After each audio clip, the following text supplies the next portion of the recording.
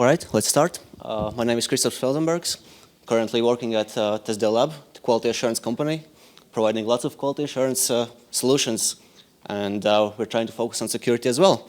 So let's talk about security risks and common errors today in mobile application development. So let's see how the current situation looks. So I found some recent articles about researches, which says that 75% of mobile applications would fail basic security tests. 50% of organizations have zero budget allocated for mobile app security. Sounds terrible, right? So let's see what can we find on Google App Store, for example. This brightest flashlight for free. So what does it implement? It should implement only like single functionality to provide you a light with the flashlight of the camera. So maybe it should ask you for camera access, but it really shouldn't ask for location, for your media access, for your Wi-Fi connection, for your device ID and call information. But it has like 50 million downloads today. So imagine probably 50 million devices can be impacted because of this single application. So that's one of the brightest examples. Yeah, very simple. So the next thing, WhatsApp security breach puts 200 million users at risk. So it wasn't a flaw in the mobile application. It was on their web platform, but it's quite important as well. So lots of people in risk as well. So let's talk more about security risks that you should know. So let's start with the first one, insecure data storage. So while developing your applications, you should think about how do you store your data, how do you store usernames, authentication tokens, password that you use, cookies, and other information like device information, like emails and that kind of things. And of course, you should know about the risks that you take using other applications.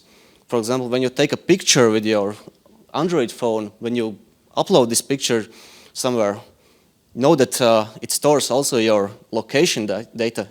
It's in its attribute. So if you send it over in a WhatsApp, if you send it over the Skype, or if you upload it on the forums, someone could just look at the picture's attributes and find where you took it, where you live maybe. So imagine how this reflects to your actions.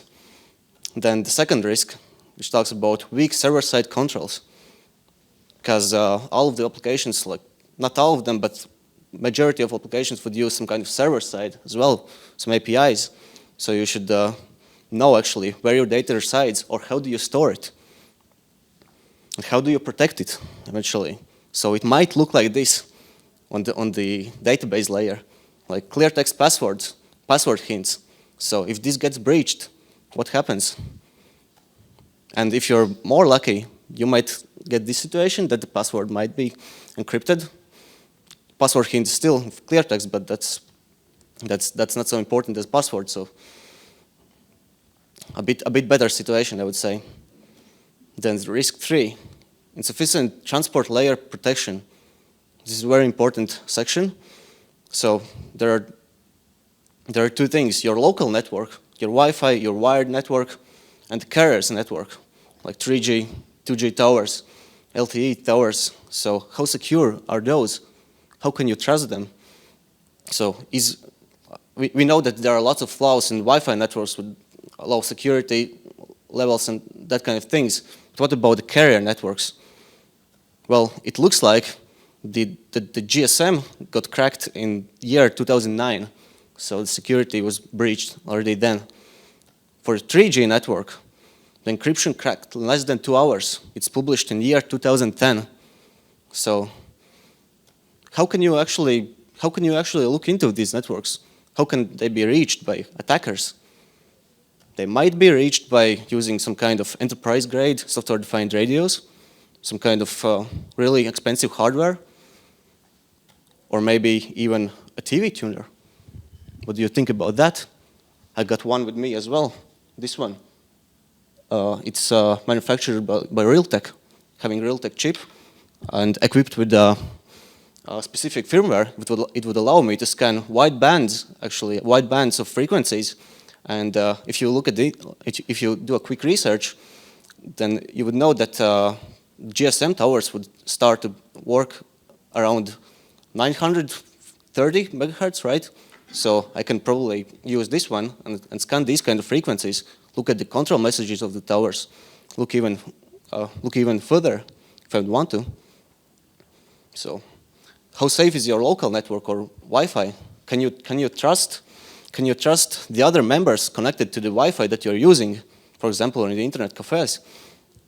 How can you be aware that your connection is being monitored, that your connection is being intercepted? Maybe you have seen these kind of dialogues that when you browse some kind of pages. What this indicates? This might indicate that just simply the site is not using signed certificates, it's using self-signed certificate, self-generated certificate, or it might indicate that the legitimate certificate of the site has been replaced by the attacker. If it's replaced, and if you're browsing some kind of non-encrypted sites, your traffic can be easily intercepted. Your clear text credentials, username, password can be intercepted. So how can you mitigate this? Of course, encryption is the answer. You should never use plain text data transfers within your applications. When you're connecting to the APIs, when you're connecting to other services, always use SSL. And of course, there is this solution for free, Let's Encrypt, which allows you to generate SSL certificates for free. So there are no arguments why we are not using encrypted traffic. The next thing, certificate pinning. How can it help, certificate pinning? It can assure that the application actually talks to what you think it talks to. It can also prevent man-in-the-middle attacks. So what it is actually? So if your application would frequently connect some kind of services, for example, Facebook for social authorization, the other services, your backend APIs, then you could use this by just having a list of these service public key certificates stored in your application locally, and each time the application would make a request to this service, it would compare the certificate that it has locally with the one that the service is providing to you. So if the certificates match, you know that you're safe. If they don't, you know that something's wrong. The certificate might be intercepted and changed, replaced by the attacker. So let's move to risk 4, poor authentication and authorization. So this topic talks about when you're misusing authentication libraries that already exist there on the market. For example, when you're trying to reinvent the wheel and trying to implement your own very cool and good solution for authentication. So I'm not saying that it's bad to do that. Of course, any developer would like to contribute to the application, to the code, and would like to create their own things. But I would encourage to look into some kind of already worked out solutions which have great community support, rather than trying to develop something yourself when you are actually risking a lot. So you're taking very big risk if you're trying to develop something yourself. And of course, not only the users, but the apps have to be authenticated as well. So here in the next slide, you can see a simple diagram how the app authentication works when it authenticates to the API, to the server-side backend. The user would use some kind of client application, and the client application would request some kind of authorization token to the API. The token would be then retrieved, and only then the application would be able to connect to the API, and the user would be able then to retrieve those protected resources. So if the API is not providing these kinds of security measures to authenticate the actual legitimate clients, the users would be able to just take some kind of custom clients, custom-made clients, and query the API. That might lead to some kind of security issues as well. For example, I found this Skype public API client for Mac. Just it's available publicly on GitHub. So if the Skype is not implementing good security measures on their API, you could just use these kind of clients to automate your attacks. You don't need even to use some kind of legitimate Skype applications to use that. Same for WhatsApp. Same for WhatsApp, actually. Yeah, this is a PHP client for WhatsApp that you can use. The other thing, unofficial Java API client for Snapchat. This one as well. So lots of these out there. Then you should avoid static or embedded passwords in your applications as well. For example, when your application consists of some kind of premium features, or if it manages some kind of multiple access privileges as well, you should implement all of this logic on your server side, on your API side, not on the client side, because clients can be altered, clients can be decompiled, reverse engineered, so it's not safe. So you should move all of this logic to the server side and secure it properly. Risk 5, improper session handling. So what it means, sessions must time out in case of inactivity.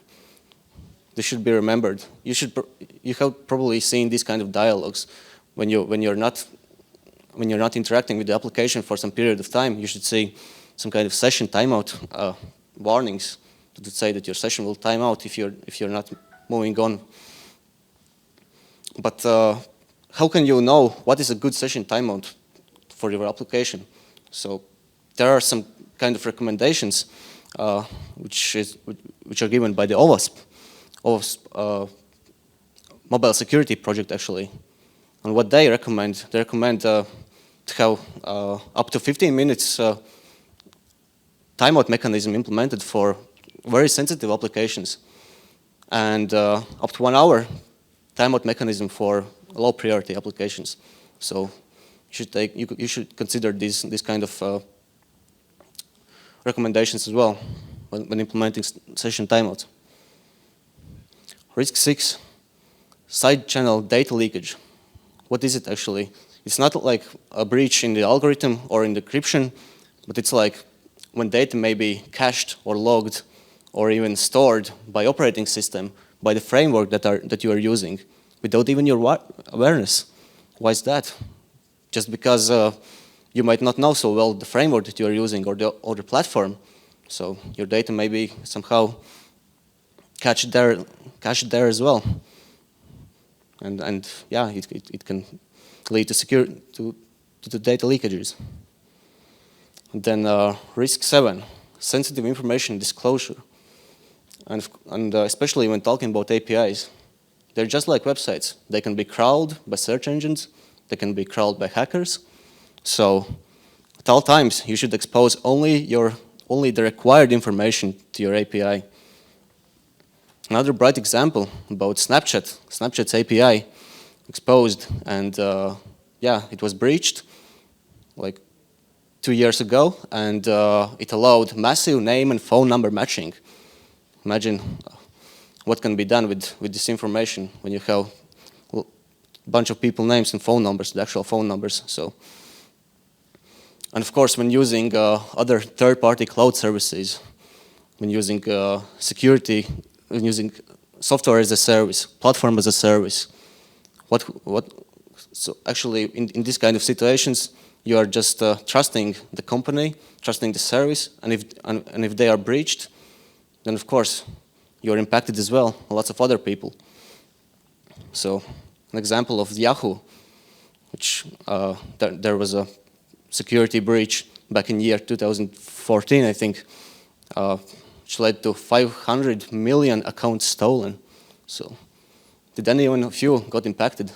Had a friend of mine having one of those accounts. So how many services Yahoo provide with these accounts? You can see the list containing a bunch of services, financial services as well. So imagine the impact. Yep, that's about it. With that, I would like to conclude my presentation.